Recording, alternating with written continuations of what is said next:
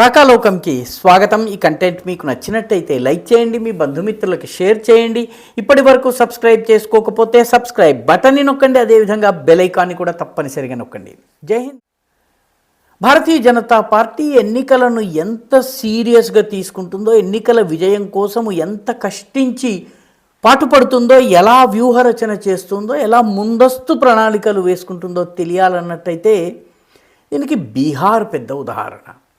బీహార్లో వాస్తవానికి ఆగస్టు నెల నాటికి ఎన్డీఏ కూటమి పట్ల వ్యతిరేకత ఉంది. నితీష్ కుమార్ యొక్క పాపులారిటీ కూడా చాలా పడిపోయిందని అనేక ప్రజాభిప్రాయ సర్వేలు చెప్పాయి. ముఖ్యంగా బీజేపీ మద్దతుదారుల్లో నితీష్ కుమార్ పట్ల ఉన్నటువంటి వ్యతిరేకతను తగ్గించటంలో కానీ, నెమ్మదిగా ఈ కూటమిని సర్దుబాటు చేయటం కానీ, వీటన్నిటిలో బీజేపీ చాలా ముందస్తు వ్యూహంతో పనిచేసింది.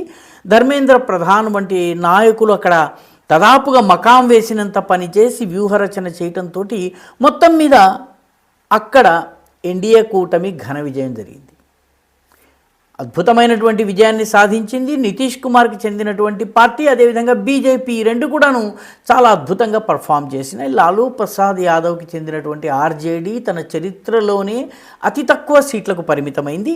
కాంగ్రెస్ పార్టీ దాదాపుగా తుడిచిపెట్టుకుపోయినటువంటి పని అయింది.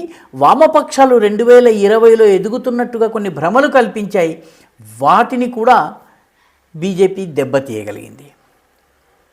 అందరూ అనుకోవచ్చును, అమ్మయ్య ఎన్నికలు అయిపోయాయి, బీజేపీ యొక్క ఎలక్షన్ మెషినరీ ఏదైతే ఉందో, వ్యూహకర్తలు ఎవరైతే ఉన్నారో వీళ్ళందరూ కూడాను కాస్త విశ్రాంతి తీసుకుంటారు, కొన్ని రోజులు వెకేషన్కి వెళ్తారు, లేకపోతే సెలవులో ఉంటారని చెప్పి కొంతకాలము తమ మిగతా పనులు చూసుకుంటారని భావించవచ్చును. కానీ భారతీయ జనతా పార్టీ బీహార్ ఎన్నికల ఫలితాలు వెలువడడానికి 2 రోజుల ముందే, అంటే సెకండ్ ఫేజ్ పోలింగ్ పూర్తయి 11వ తారీఖునే బీహార్లో ఉన్నటువంటి వ్యూహకర్తల టీం అంతా కూడాను బీహార్ని వదిలేసింది.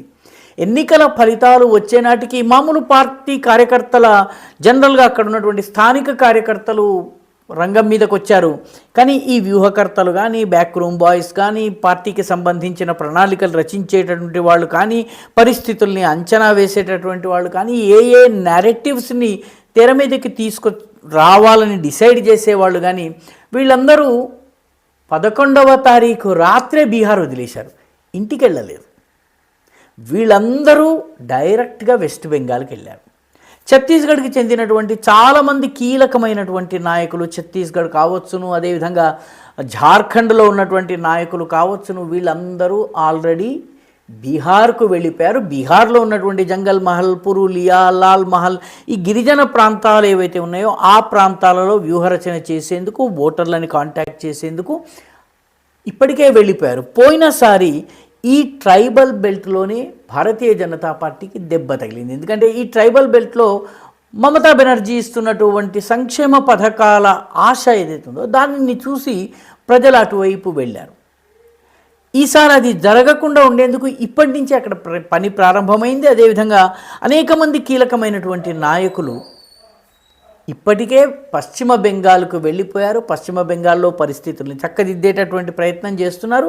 ఎందుకంటే పశ్చిమ బెంగాల్లో కూడాను అధికారంలో లేని అన్ని రాష్ట్రాల్లో ఉన్నట్టుగానే ఇక్కడ కూడా అనేక గ్రూపులు ఉన్నాయి పార్టీలో. అధికారంలో ఉన్న చోట గ్రూపుల్ని ఏదో ఒక రకంగా పార్టీ కంట్రోల్ చేయగలుగుతోంది, కానీ అధికారంలో లేని చోట పార్టీలో గ్రూపిజం చాలా ఎక్కువ. అత్యధిక గ్రూపిజం ఉన్నటువంటి రాష్ట్రం బీజేపీ దృష్ట్యా కేరళలో ఇప్పటి వరకు ఒక్కసారి గెలిచారు, కానీ గ్రూపులు మాత్రం బోలెడు ఉంటాయి. అలాంటి పరిస్థితే బెంగాల్లో కూడా ఉంది. ఈ బెంగాల్ని చక్కదిద్దేందుకు ఇప్పటికే వెళ్ళారు. ఎందుకంటే బెంగాల్ బీహార్ కన్నా కూడాను బీజేపీ దృష్ట్యా చాలా ముఖ్యమైనటువంటి రాష్ట్రం. ఎందుకంటే బంగ్లాదేశీ చొరబాటుదారులు ఎక్కువగా ఉన్నటువంటి 3 రాష్ట్రాల్లో 2 రాష్ట్రాల్లో బీజేపీకి అధికారం లేదు. ఒకటి జార్ఖండ్, రెండవది బీహార్, మూడవది 3 అని చెప్పాను, 4 రాష్ట్రాలు, ఒకటి అస్సాం, ఒకటి బెంగాల్, ఒకటి జార్ఖండ్, ఒకటి బీహార్. ఈ 4 రాష్ట్రాలను బంగ్లాదేశీ చొరబాటుదారులు, రోహింగ్యాల సంఖ్య చాలా ఎక్కువ.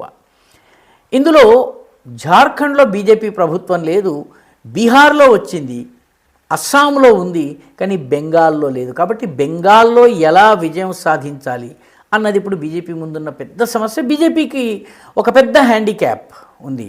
సమస్య ఏంటంటే దాదాపు ఒక 80 సీట్ల వరకు, దాదాపు 70-80 సీట్ల వరకు ముస్లిం ఓట్లు చాలా ఎక్కువగా ఉన్నాయి. అవి బీజేపీకి వచ్చే అవకాశం లేదు, అవన్నీ కూడా తృణమూల్కి వెళ్ళే అవకాశం ఉంది. కాబట్టి తృణమూల్ చాలా భారీ అడ్వాంటేజ్తో ఉంది.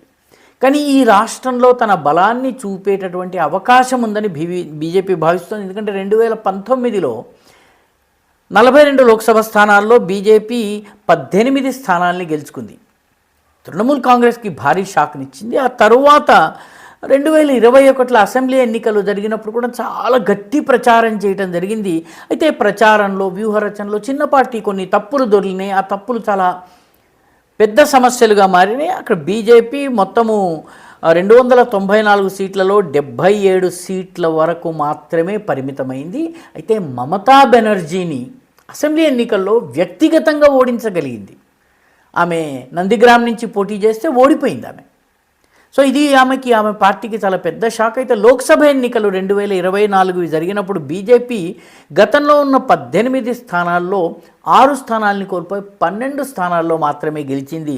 కొన్ని స్థానాల్లో చాలా తక్కువ మార్జిన్తో బీజేపీ ఓడిపోయింది. కాబట్టి బీజేపీ ఇప్పటికీ కూడా భావించేది ఏంటంటే, గట్టిగా ప్రయత్నిస్తే దృఢమైనటువంటి వ్యూహంతో ముందుకెళ్తే బెంగాల్ని గెలుచుకోవడం అసాధ్యం కాదు. అందుకే బీజేపీ యొక్క పోల్ మెషినరీ అంతా కూడాను, దాని యొక్క వ్యూహకర్తలందరూ కూడాను, దాని యొక్క ప్రణాళికాకర్తలందరూ కూడాను ఇప్పటికే బెంగాల్లో వెళ్ళిపోయారు. బెంగాల్లో వాళ్ళు ఆల్రెడీ నివసించడం ప్రారంభించారు. అక్కడి పరిస్థితుల్ని, అక్కడి రాజకీయాల్ని, అక్కడి డైనమిక్స్ని అర్థం చేసుకోవడం మొదలుపెట్టారు. మమతా బెనర్జీని ఏ రకంగా దెబ్బతీయాలన్నటువంటి రకరకాల ప్రయత్నాలు వాళ్ళు చేస్తున్నారు. ఈసారి మమతా బెనర్జీ పట్ల యాంటీ ఇన్కంబెన్సీ ఏదైతే ఉందో దానిని ఓట్లుగా మార్చుకోవాలి అన్నటువంటి ప్రణాళికల్ని వాళ్ళు రచిస్తున్నారు. బీజేపీ పూర్తి కార్పొరేట్ స్టైల్లో పనిచేస్తుంది. మిగతా నాయకులు ఎన్నికల ప్రచారం కొనసాగుతుండగానే విదేశాలకు పర్యటించేస్తుంటారు, విదేశాల్లో వెళ్ళిపోతూ ఉంటారు, ఇంకెక్కడో సెలవులు తీసేసుకుంటూ ఉంటారు. అలాంటిది బీజేపీ యొక్క వ్యూహకర్తలు, బీజేపీ యొక్క గ్రౌండ్ లెవెల్ వర్కర్స్, బీజేపీకి సంబంధించిన కీలక నేతలందరూ కూడాను ఆల్రెడీ బెంగాల్లో పని ప్రారంభించేశారు. ఫలితం ఏమవుతుంది అన్నది మనకి వచ్చే సంవత్సరం తెలుస్తుంది, కానీ పని మాత్రం మొదలైపోయింది.